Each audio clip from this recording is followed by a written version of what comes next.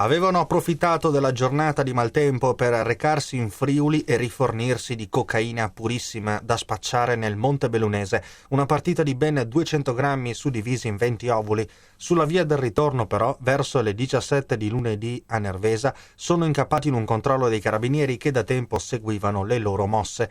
A finire in manette un 46enne di Cornuda, Ivan Gallina, ed un albanese di 25 anni, Muharrem Ghiata. I due, senza precedenti penali alle spalle, si conoscono da tempo. Lo straniero era stato dipendente dell'azienda edile di Gallina fino alla chiusura dell'attività, risalente a qualche mese fa. Esatto, si è verificato fondato il sospetto che avevamo da circa un mese su un albanese residente a Montebelluna, i quali i contatti con residenti del luogo, con altri soggetti albanesi, ci hanno sembrati da subito sospetti. Sono stati i servizi di osservazione che hanno portato ieri all'arresto per detenzione ai fini di spaccio di 200 grammi di cocaina suddivisi in ovuli.